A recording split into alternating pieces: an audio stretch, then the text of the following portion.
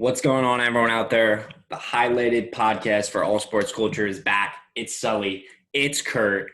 The duo is back. And, today we're going to be talking about NBA first round because that shit's crazy. Some crazy stuff's going down, but also some non-crazy stuff that was pretty much expected. Yeah. But we're going to cover it all, maybe touch on some fantasy football. I just drafted personally. Kurt's still waiting on his draft, but maybe we could help him out a little bit. He needs a little help with his fantasy. He's had a rough history, I've heard, but now I'll help him out a little bit. But without further ado, let's get into it. I mean, we could just go by we'll go by series. How about we do that? Yeah, let's go with me. So, all right, first off, we got to get it out of the way. We got to talk about Luka. If you see my name on the screen, if you're watching on YouTube, I mean, if you listen to the podcast, you know about Sully's love for Luka. If you listen to the podcast, you know I love Luka. I mean, the guy is just insane. Listen, he's 21 years old. He's dropping 43 points, 17 rebounds, and 13 assists, hitting the game winner against probably the team that's favorited to win the title. Man's 21 years old. Nothing phases him. Like I said, I've said in the past, a lot of the problems with the Mavericks are their clutch scoring. The last 2 minutes, they are one of the worst offenses. And it's crazy because before that, the rest of the game, they're actually the best offense in the NBA, one of the best of all time statistically. But the last 2 minutes, they kind of disappear. And that's kind of, Luka is that guy, so it is definitely on him. He's been pretty bad from the clutch if you look statistically this year. I mean, I think before that, he's maybe hit one game winner this year. I think he was like 0 for 9 at some point. But when does it matter, Kurt? When does it matter? Ask me. It matters in the playoffs. It matters in the fucking playoffs, man. And Luka's hitting the three-pointer to win the game 3 feet behind the line. The man's got ice in his veins. I can't believe that we were actually having a conversation on if Luka will show up in the playoffs because we've never seen it before. And that's now easy question. I think I think he's proved his answer, and that's a yes. And to kind of talk about it, Luka, obviously, without him, the Mavericks are completely nothing. He's not, I would say, quote unquote, carrying this Mavericks team, but he is 100% the best player on the court, and he's 100% leading that Mavericks team to where they are now, to a 2-2 series. That was a huge win for the Mavericks, and if you look at what they did in Game 2, this series could easily be 3-1. The Mavericks if Kristaps didn't get ejected, this definitely could be 3-1. That's what I'm saying, and there's a lot of things. Which that was ridiculous. Right, that was so absurd. So to me, it's like the Mavericks could easily be in a 3-1 situation if, I guess you could say, the cards fold the right way. And it's against where a lot of people are saying the best team in the NBA. And that just goes to show if they can get past the Clippers, how far can this team really go? Are they just a first round, I guess, upset? Or do they have the capability of beating the best team that a lot of people are saying in the NBA and potentially going to the Western Conference Finals and maybe even the NBA Finals? I know that sounds stupid because this Mavericks team, when you look at them from a in-depth analysis, is really not supposed to be in the NBA Finals. But what they've proved to me in the 4 games, I know Game 3 was a little bit weird for them, but Game 1 and Game 2, even though they lost, what was it, Game 2? I think it was. They still played very well those first 2 games. Like I said, Game 3 wasn't, amazing. But then in Game 4, what they proved yesterday was sensational. And to me, the Clippers, since, I've been praising the Mavericks, one thing I want to say about the Clippers is, the team is phenomenal. And when everyone is healthy, we've seen time in and time out what this team can do. And I know you think they're amazing by thinking that they can go to the finals. And to me, I will not be surprised if they win the whole thing because of how exceptional they are. But to me, and I know he's getting a lot of criticism, but Paul George needs to step up. The man is shooting so poorly. And I don't want it to seem like it's a trend hating on Paul George. But if we're going to be completely honest, he came and Kawhi wanted a second superstar in LA. And he is not showing at all like a second superstar. What we've seen from him last year, a lot of people thought at one point he should be the MVP of last season. Now, would you even say he's a top 40 or 50 player? No, not in this series. Not even close. So it's incredible to me. I understand you have other key assets on that team to where it kind of makes up for his poor performance. But if you really want to be an NBA title contender, you have to step up Paul George, and you cannot rely on Kawhi Leonard taking all of the load as the number one superstar. You have to step up. I agree, and we do get a lot of flack for agreeing with each other. But Kurt, I agree with you. I think Paul George, he honestly hasn't been good at many times this year. Like overall, this entire year, he's been pretty bad. I for his really standards. was not expecting that at all because when you look at, like I already mentioned from 2019, I was like, this Paul George guy I thought he was the best player in the Thunder. And I thought a lot of people disagreed with that. He was nasty. Right. And Until then he had that shoulder injury. Then he comes to the Clippers, and I'm like, okay, you cannot tell me that Paul George, and probably, some people say the best player in the league. I think he's probably top 2 or top 3. And Kawhi Leonard, how are they not going to work well together under a fantastic coach in Doc Rivers and a fantastic organization? So Clippers at the beginning of the season was obviously my pick to win. But as you look at the regular season, what you were saying, not going to say like they didn't play well because obviously they played phenomenal. They got the 2 seed. But there were some things that I was still, I guess you could say, I like teams more than them. I still like the Bucks and the Lakers a little bit more than those Clippers team, which I think some people disagree with. But all in all, this Clippers team, still very good. I'm not going to write them off. I still think they're a Western Conference Finals team, probably an NBA Finals team. I'm not going to write them off after 1 game or 4 games. But it's a wake-up call. It definitely is a wake-up call. If Playoff P, which also, does anyone know how he got this name? Did he name himself that? I'm just confused. Is it a meme? Is it supposed to be like Playoff P, like he's horrible I think, in the playoffs? yeah, either he's called himself Playoff P or everyone calls him Playoff P, and of course now that he's not showing up, everyone's like, yeah. So. Did you see that meme about it? Why they call him Playoff P? No, I didn't see it. Oh my God, it was so funny. Some guy tweeted it, and he's like, "Oh, I figured out why they call him Playoff P. The opposing coach is like, yo, guys, double Kawhi, we can Playoff P." That's funny. Yeah, that's funny. I was shitting my pants. It's all real. Anyway, yeah. Heard it here first. Mavericks are sweeping the Bucks in the finals. There we go. I would love to see Luka in the finals. Imagine if Luka wins the finals. Yeah. If Luka wins finals MVP at 21 years old, he's going to be the GOAT. No, I'm serious. I'm serious. If Luka wins finals MVP at 21, like, where would you rank him all time? Like, I feel bad because everyone's gonna be like, whoa, hold the horses. But I mean, he's done something that legitimately no one else has done.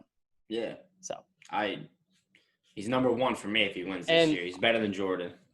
If he wins the finals and finals MVP and he goes on this miraculous run, would he be the best player in the world? I think you got to give him that title. I don't know. I don't know if it's ready. I don't know if I'm ready to give him that prestigious title. But at the same time, it's like, how could you not? What else did he have to prove at that age to not get that title? It's such a hard title to give. As much as people want to argue over it, it really is like very hard to give. I don't want to just throw out you're the best in the world because that belongs to only one person. Yeah. So. Yeah, and the thing is, like, you could say, like, Luka is, in my opinion, like, he's kind of outplaying Kawhi, but at the same time, the argument for Kawhi could be, like, obviously he's playing way better defense, and he's also not turning the ball over as much as Luka, and he has a better team, so he doesn't have to do as much. Like, that's kind of the argument. But, like, if you need a win if it's a game 7 and you need a win, like, most 90% of people are going to pick Kawhi instead of Luka.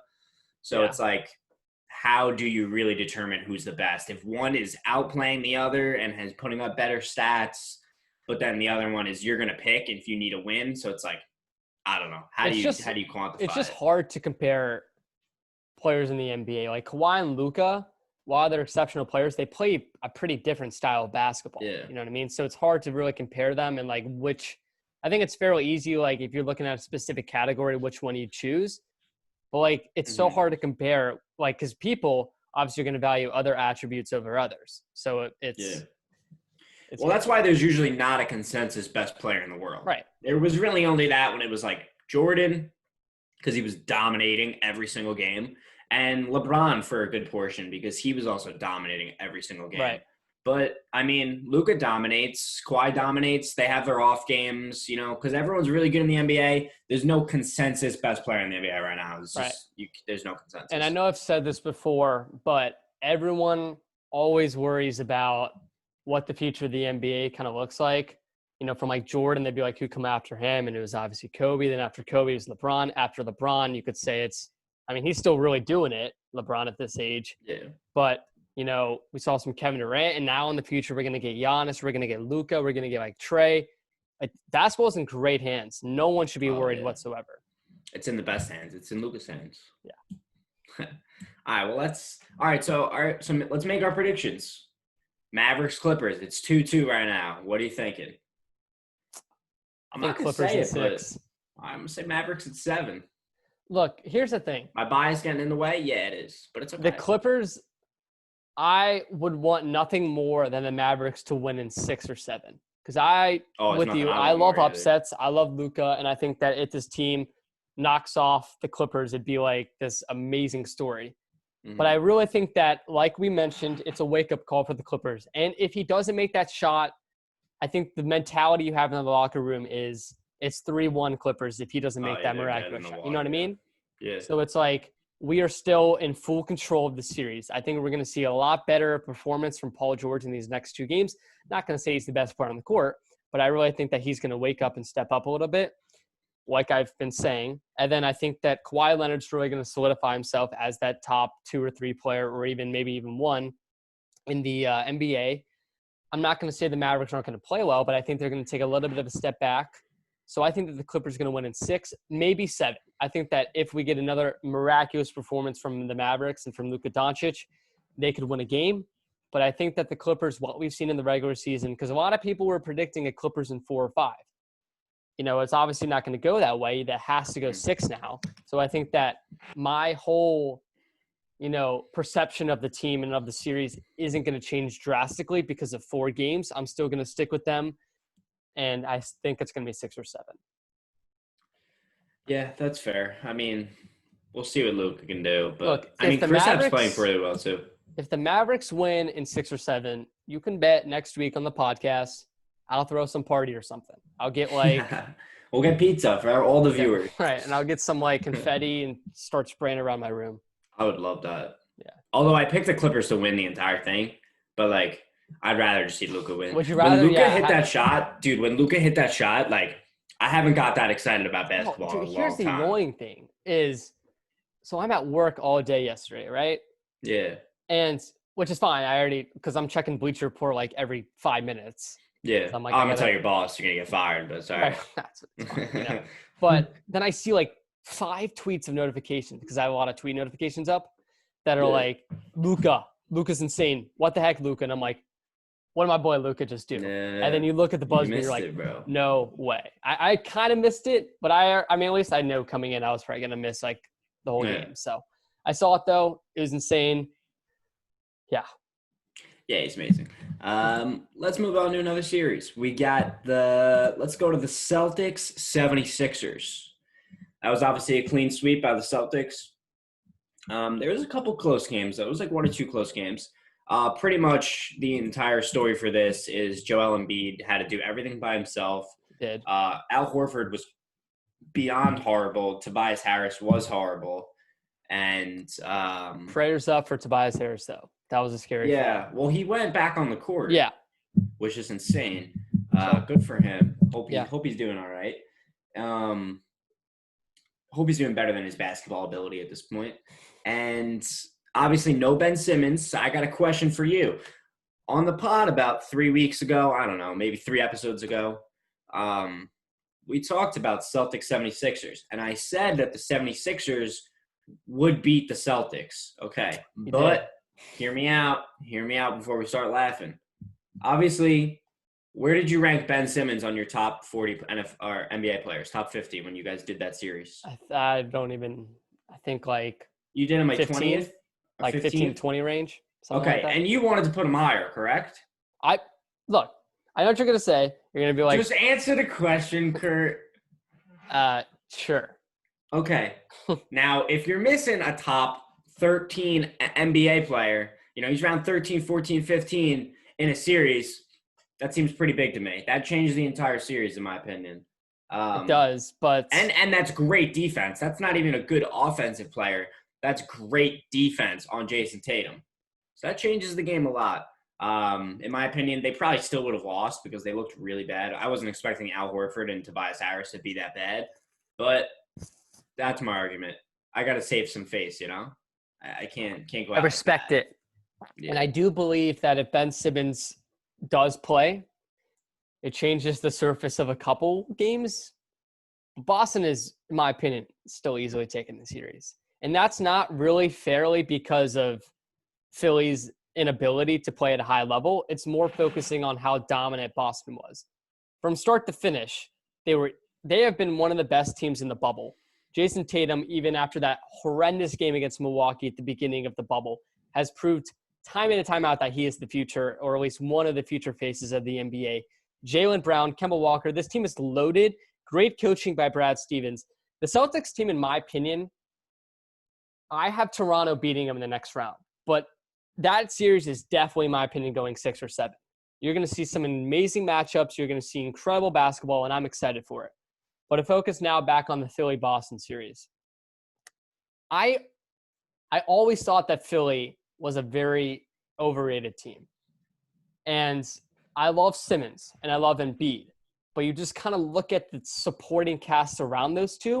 And I'm not saying they have bad players. I just don't think it's players that really match kind of Philly's. They don't mesh together. Right. It just doesn't really fit there in Philadelphia. And look, I'm excited to see what they can do next year because Brett Brown, which I think everyone knows how they feel about Brett Brown, he's not going to stay.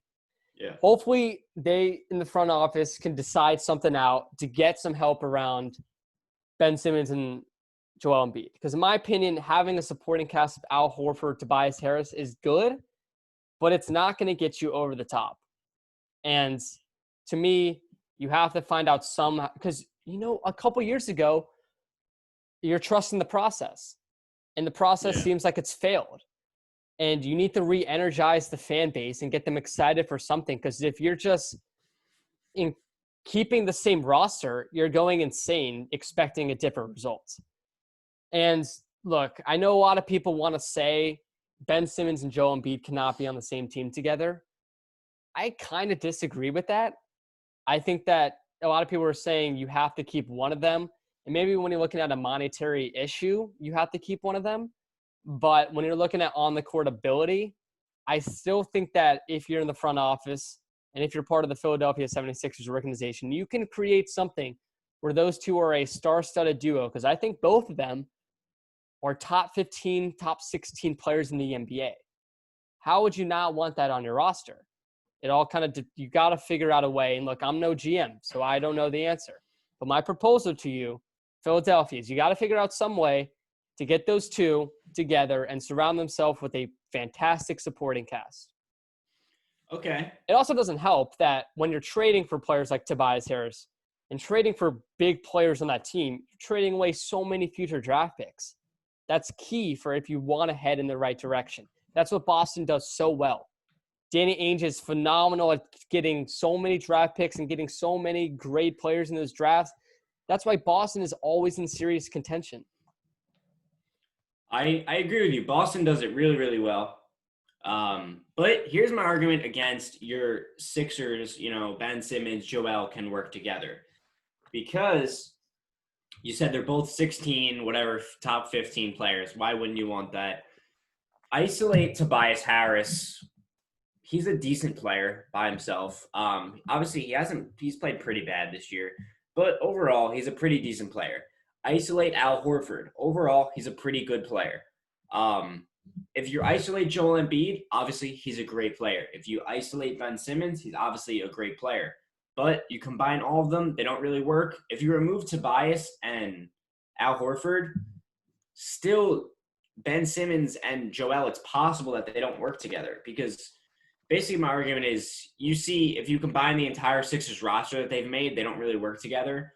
And I still think that problem exists when you have Joel and Ben Simmons. Like your argument said, even if they're top 16 players, it doesn't necessarily mean they're going to work together. And you got to think about what you can get for a top 15 player in the future. Like you said, you gave up all your picks. Maybe you can get a first round pick plus a player that's really helpful with Joel or with Ben Simmons, whichever one you decide to keep. In my opinion, I used to say I would keep Ben Simmons in the past, but Joel was healthy during this series. He looked really good.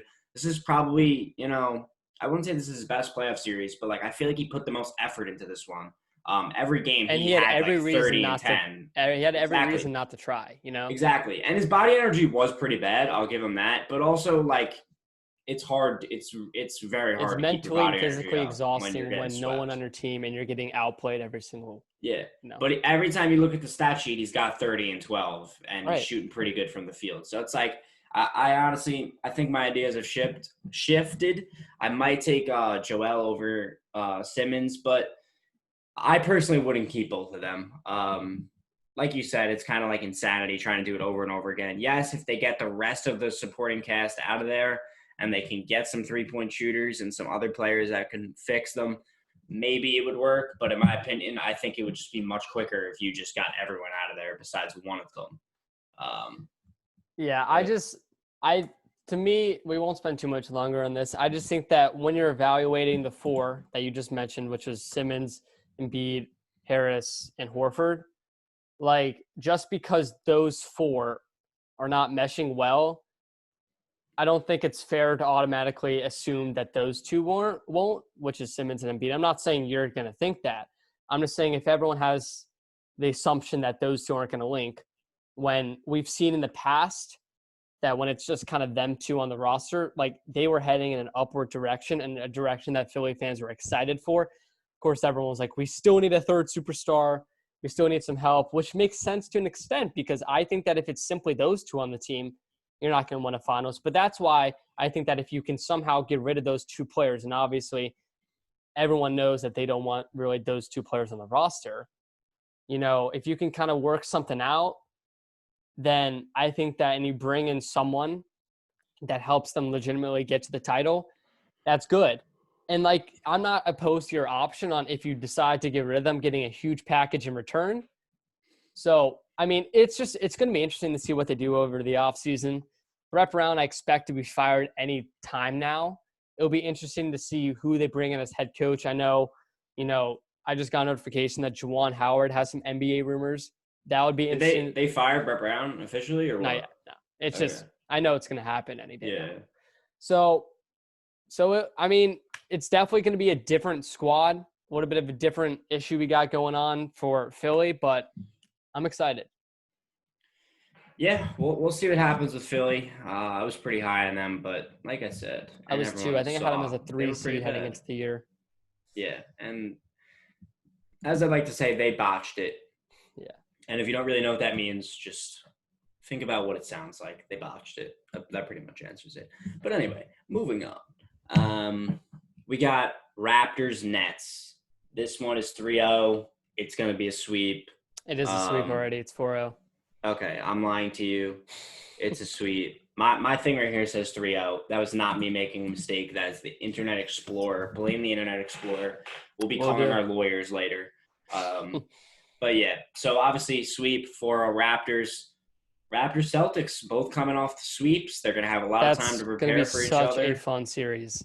It's going to be a good one. I don't want to talk about that too much because that's going to be in the next podcast, I'm sure. Yeah.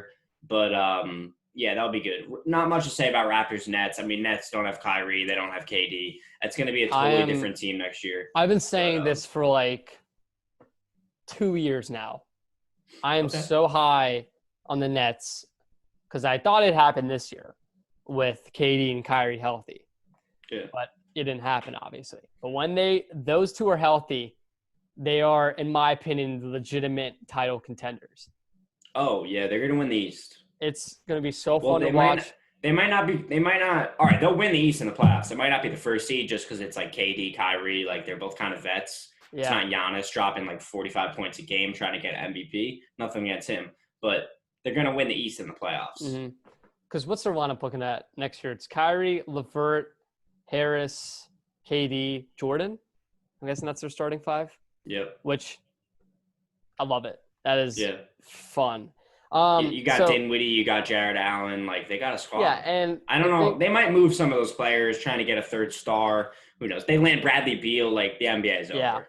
and I saw according to Bleacher Report that All right. According to All Sports Culture. Okay, go according on. according to our sources at All Sports Culture Yeah. that Greg Popovich I might be saw coaching that. the Nets. The Nets have interest in him. I don't know if he would leave the Spurs because obviously he's been with the Spurs his whole career, his lengthy career. Yeah. I don't know if he'd want to switch teams and kind of, I don't know, have to deal with Kyrie's chaos. Maybe he could help him, like, I guess you could say, not be much of a chemistry problem that we've seen in the past. So that'll be interesting. But yeah, not much to talk about the series. Raptors are legit. I need people to realize that. I know a lot of people have the Celtics. You've been talking about the Raptors for a while. Yeah. So You're a big Raptors guy. I am. But I don't even have them going out of the East, which is insane. But I love the Raptors.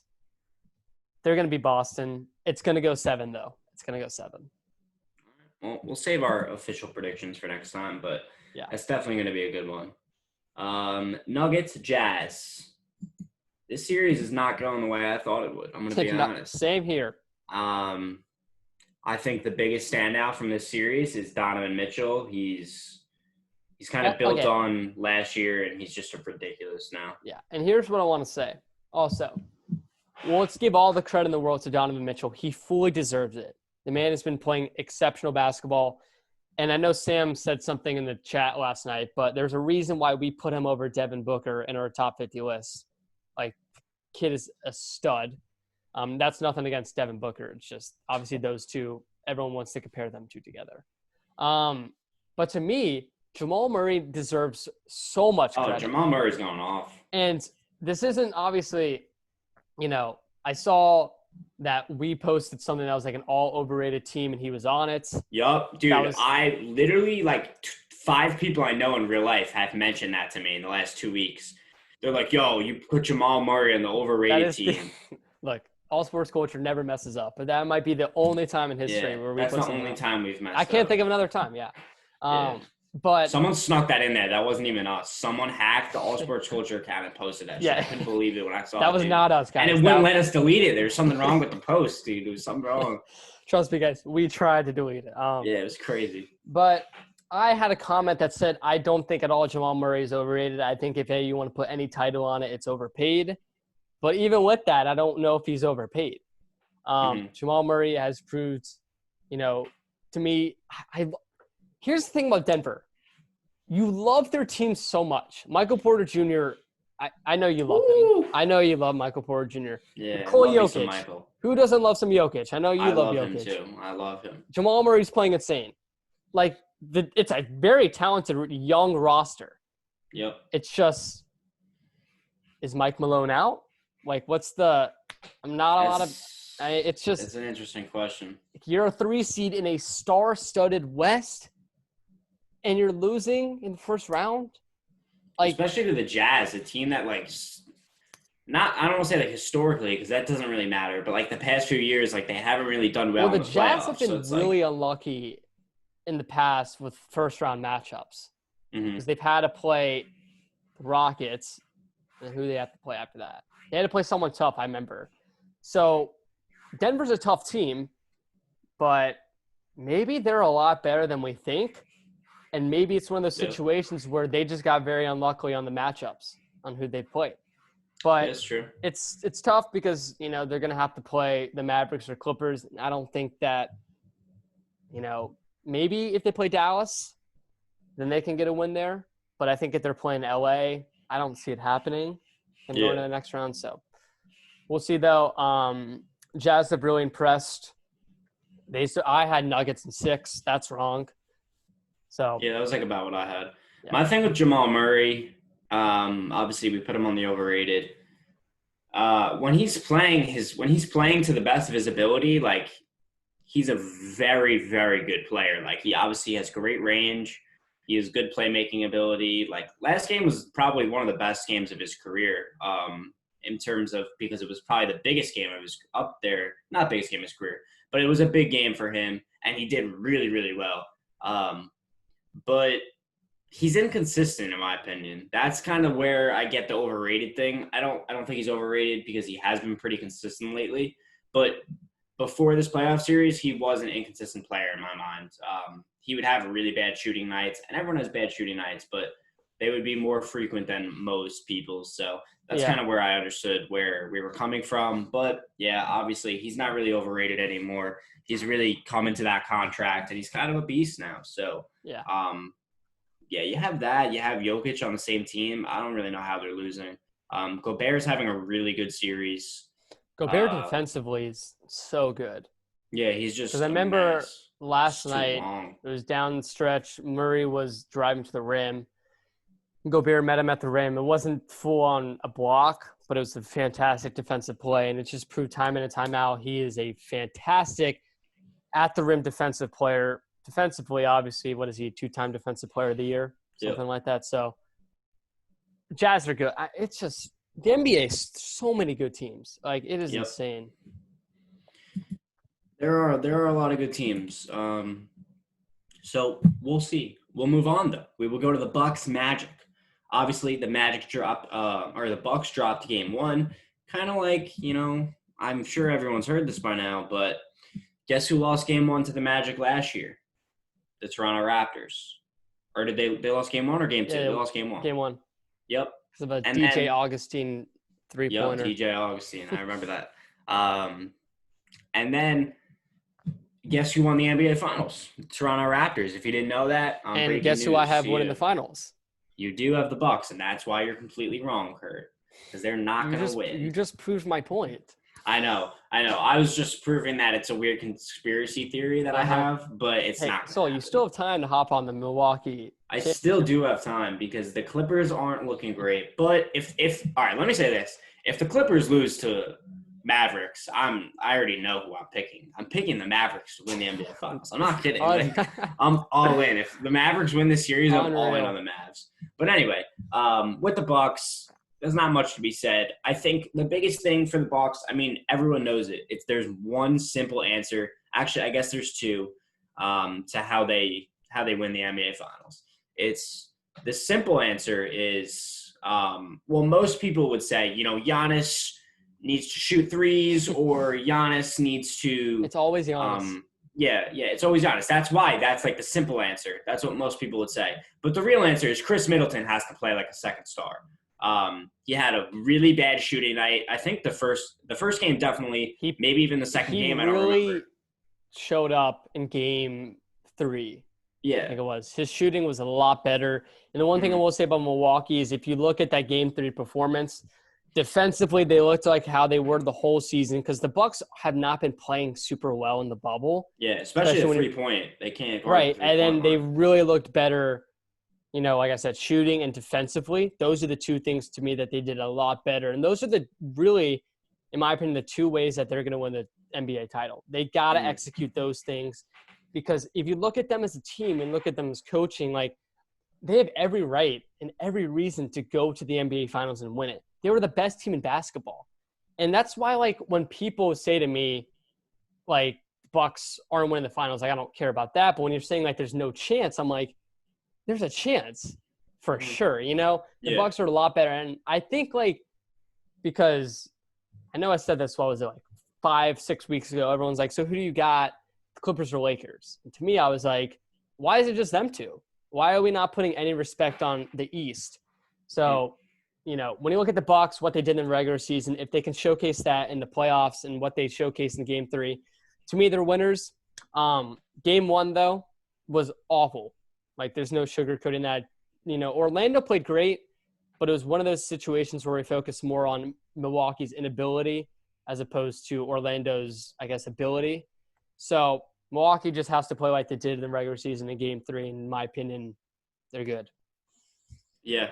Milwaukee's definitely got a shot. Obviously, they're one of the best overall team. I would say teams, if you know what I mean. Like they just play really well together.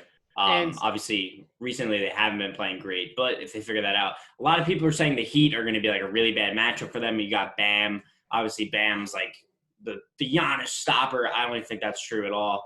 And obviously the Heat are a really good three-point shooting team. The Bucks have been pretty bad at defending the three-point line.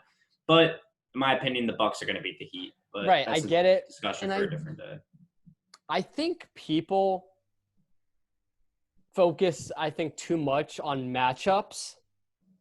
Like, I think that when you're looking at the Bucks and the Heat, everyone's like, oh, the Heat match up so well against the Bucks. I have them winning, which, yes, they do. And that's why I think it's going to be a lot more competitive series. But I think it's sometimes, like, we just have to realize, like, Milwaukee is still the better team, in my opinion, no. And I'm going to value that more than a matchup any day of the week. So Yeah. I know a lot of people have Miami doing well. We have some Miami fans in the ASC, so obviously they're high on the Heat. But to me, a lot of respect for what they did to Indiana. I thought that Indiana would give them a couple games. It's not look like that's going to happen. It's not over yet. TJ Warren is coming out from the dead. He is. But, I mean, if Miami's playing this way, they have every reason to believe that they can beat Milwaukee.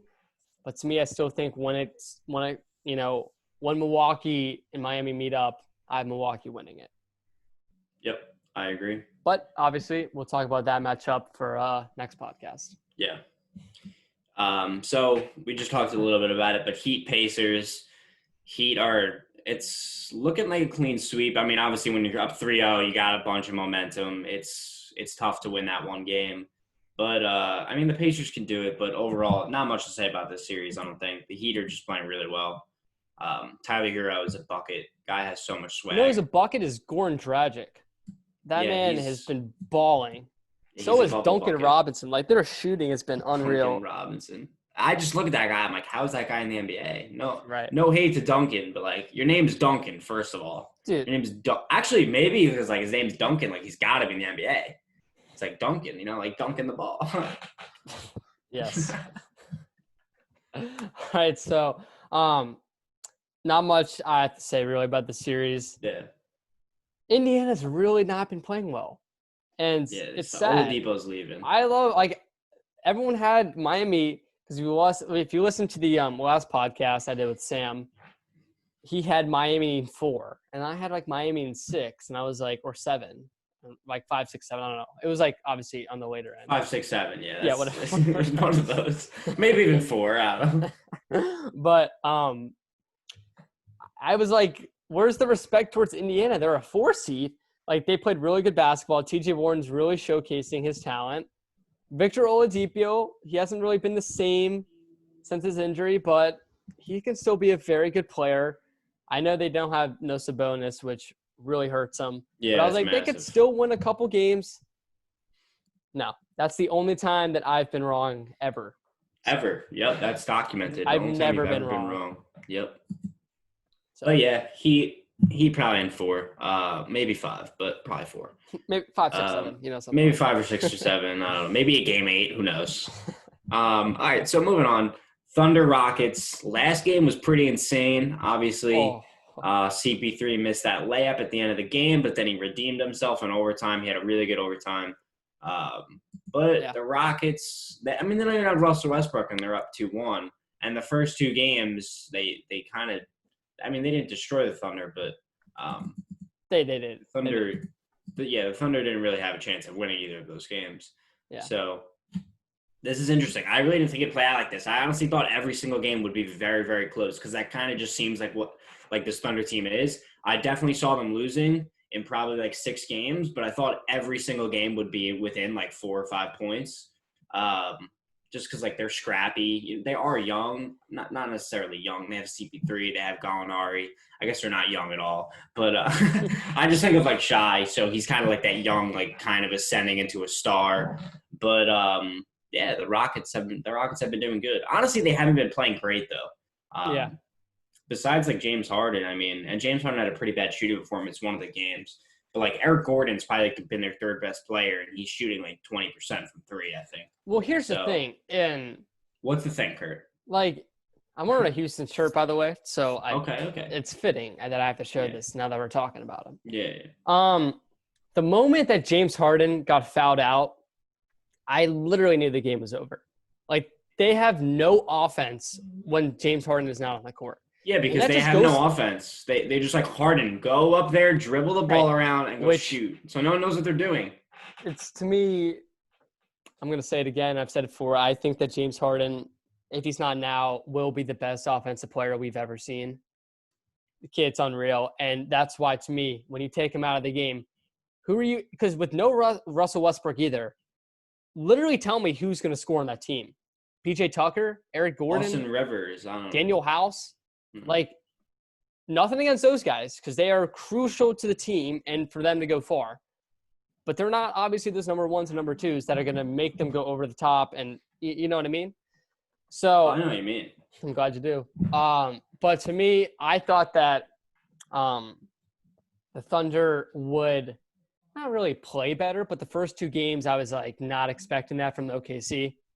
I love this OKC team, especially when they run a lineup of CP3, Shea, Schroeder, Gallinari, and Adams, like that small ball lineup they do. When it's to me that is filthy. It's fun, and then you have players on the team like Lou Dort, who defensively is such a stud.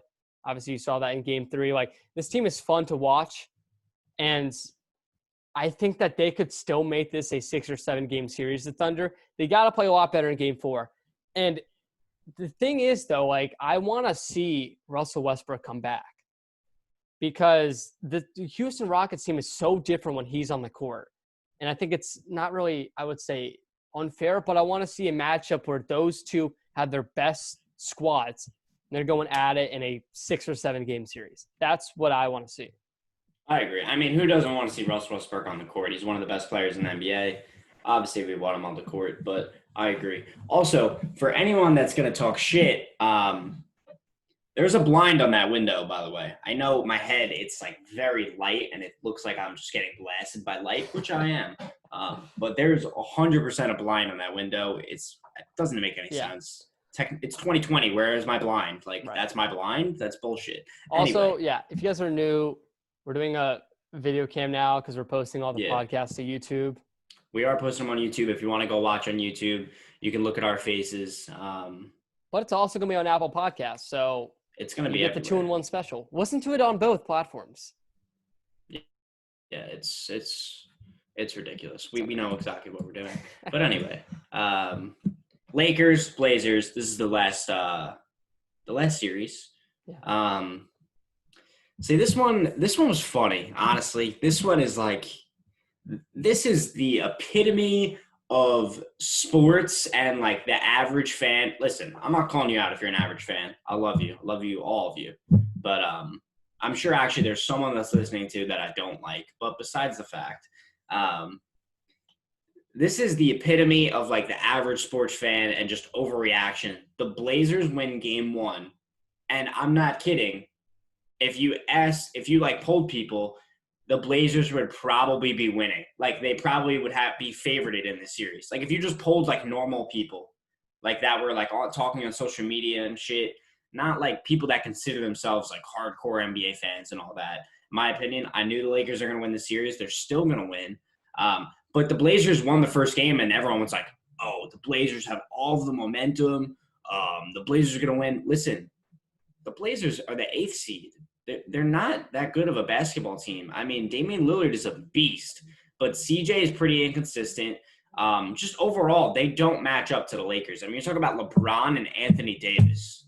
You're talking about Joel Embiid and Ben Simmons, both top 15 players. Why wouldn't you want that on your roster? We're talking about potentially the best player in the NBA and probably the 4th or 5th best player in the NBA together on the same roster. You think that the 8th seed Blazers are going to beat the Lakers? You're out of your mind. All right, so I don't care how deep Damian Lillard's shooting from. He could shoot from the other end line. They're not winning the game. I get where you're coming from, but when you say they're not that good of a team, that's where I strongly disagree. I don't know if that was the right vocabulary you wanted to use. Oh, that's what I wanted to use. All right. Well, you look at this Portland team, and maybe it's because I have a tendency to where I have a take or a prediction, I'm going to stick with it no matter what happens. So I had Portland coming into the season as a 3 seed. I had them as like a 4th or 5th seed, so I thought they were going to be pretty good. I still think But it's reality, It's- Kurt. You got to face reality Let sometimes. me talk, man. 8th seed, bro. I know the injuries and all that, but we're not That's the even going to thing. get If 6th seed. you give me a healthy Portland team, and I get it, injuries happen, but you give me a healthy Portland team that is now being presented on the basketball court, and you give me a better CJ McCollum, because in the regular season, he's not playing that well, and he's played a lot better in the bubble. You give me that CJ McCollum, you give me no injuries, you give me a Damian Lillard that's playing like the best basketball player of all time. All right, well, Kurt, what else do you want? You want fucking – what do you want? You want – I'm just saying. I'll give you Kevin Durant then, all right? You can have Kevin. No, I'm just saying what we're seeing in the bubble, if that was presented the whole season, they would be a 3 seed, which I predicted. So I'm not as stupid as I seem. Like I said, I've never been wrong in my life. Like, to me, they're a good basketball team, a really good basketball team. And look, I said this on the last podcast. I was so close to being right. I said Portland's going to win game 2. They won game 1. So I was like 1 game off. I was like, they're going to win game 2. Everyone in the world is going to say Portland's winning the series. It's going to jump on the bandwagon, and then Lakers are going to win in 5. I said those exact words. If you don't believe me, Well, that's literally what I just argued, and you're saying I'm stupid. I'm not saying you're stupid. I'm just that's what I said. I'm just saying I'm arguing you saying they're not that good of a basketball team. They're a very good basketball team. I don't know what you're watching. Dude, I think people just – I completely agree with you that the Lakers are winning in 5, and the overreaction to the Portland is blasphemy. But it doesn't it's to me, Portland is still a fantastic basketball team. It's just a shame that they had to go up against a title contender in LA. No, I agree. I mean, when I say they're not a good basketball team, I still think that they would probably be beating most of the teams in the West right now. But, I mean, not most of the teams. I would say, like if they were in, like, the 4 or 5 matchup, they'd probably win. But I don't know. That is Houston and OKC. Yes, but in comparison to the Lakers, I don't think they're a very good team because realistically, like, just look at the game. If Dame is not scoring 50, they don't really have a chance to win, in my opinion. You just obviously it's all about defensive game plan. You can say the same thing with the Mavericks, though. If Luka's not scoring that many, do they have a chance to win? I agree, but Luka's 10 times better than any. I mean, not Luka. Kristaps is better than anyone on Portland besides Dame. I mean, all right. I don't want to hear CJ. I don't want to hear it. I didn't say CJ. I don't know. It looked like you're about to mouth CJ to me. I don't want to hear that. All I'm saying is, and they have amazing 3-point shooting. But so I mean, here's all I'm saying. Really, if you're going to say though that they have no chance of winning with Damian Lillard, if he doesn't score like 50 points, you have to, in my opinion, say the same thing about the Mavericks and Luka. I mean, you could say this about a lot of teams, to be fair. But actually, no, you really can't. You can say about a couple teams. Yeah. But here's the thing: the Blazers suck. That's what it comes down to. They just don't, though. Nah, dude, they're not that good. I'm telling you. Actually, I do want to admit this. No. Here's exactly what's going to happen, though. The Lakers are going to win in 5, and you're going to come back to this podcast and be like, "I told you, man," when I was agreeing with you the whole time. No, I know. They're okay. They're decent. I'll give them that. They're a decent team. But here's the thing. I want to openly admit this to all the podcast listeners because obviously everyone debates Kyrie Dame. We've done the debate about 1,000 times on this podcast. I'm not going to talk about that anymore, but I do want to bring it up a little bit just because I'm not going to talk about that anymore. I do want to bring it up. Right. No. I'm just going to reference it a little bit. I've always been on the Kyrie side just because I think he's more talented, blah, blah, blah, whatever. I've come around to Dame a lot. You could probably label me a Dame hater. Probably sound like a Dame hater right now saying Portland's not that good. But, I mean, Dame is ridiculous. Like, he is insane. He's definitely better than Kyrie, in my opinion. Just You've admitted it. I've admitted it. I've come around, dude. My thing is like, all right, we're talking. All right, I'm not gonna argue. I'm not gonna bring up this debate. I can't do Dame Kyrie again. I've done it way too many times. But anyway, Dame is ridiculous. I think he needs a little more help on that team. Like I said, I don't think they're very good. They're solid, but I mean, the guy's getting double teamed at the logo. Like, what? That's just ridiculous. Yeah. They don't do that to 99% of NFL players. NFL players, they definitely don't double team them at the logo. NBA players, that's like James Harden, and that's it. It's like James Harden. That's really the only people they double team at the logo. So I don't know. I saw a lot of times like he'd get double teamed, then he'd pass out of it, and then they would just like shoot a three and they would miss. And it's like there's 3 minutes left, Dame. Like you kind of have to. Obviously, you don't want to be a ball hog and like turn the ball over and try to do too much, but at some point you do have to put the game into your hands. So if the game's close and he's getting double teamed at the logo, maybe pass the ball and try to get it back. I don't know. I saw him pass the ball multiple times and they just bricked the three. Not to say they don't have good 3-point shooting. I mean, CJ can shoot. Garrett Trent is a beast at shooting. But overall, I need to see. Respect my boy Carmelo too. Yeah, no, Carmelo has been playing really well. Yeah, I love Carmelo. Yeah. My friend actually has like this method about the NBA bubble where you need a street baller on your team. Like anyone without a street baller is not going to win. Yeah. And obviously like Melo is like a stereotypical street baller. Like that's his game. Yeah. Who's another player like that? Like J.R. Smith. He thinks J.R. Smith is going to be like huge in the bubble, which he's not, but like, that's funny. Because I understand the argument though. Like it's different playing in those gyms than it is playing in an arena. I mean, the players have said that. Not even just the fans. It's more about like depth perception, and when you're shooting, the wall is literally like 25 feet back of the hoop. In an arena, you got I don't know, like 3,000 feet to go. However many. I don't know how many feet an arena is. It's not my specialty, but it's different. It's different for shooters. Depth perception. It's easier for them to make shots. So when someone gets hot, they could really get hot. And that's kind of what Carmelo is doing. He's been playing pretty well. So props to him. Everyone thought he was washed. But, damn, Blazers actually, they might be the best team ever now that I'm thinking about it. You're coming to the realization. But that's pretty much it. That's all the playoff series. We've discussed. I think we've went long enough. This is pretty long, isn't it? Yeah, I think we're all good. All right. Well, if you enjoyed listening, leave a like on YouTube. Comment your thoughts down below. We'd love to hear them. Love to argue a little bit more about my Blazers take, if you don't mind. But anyway, thank you for listening. And until next time, all sports culture out.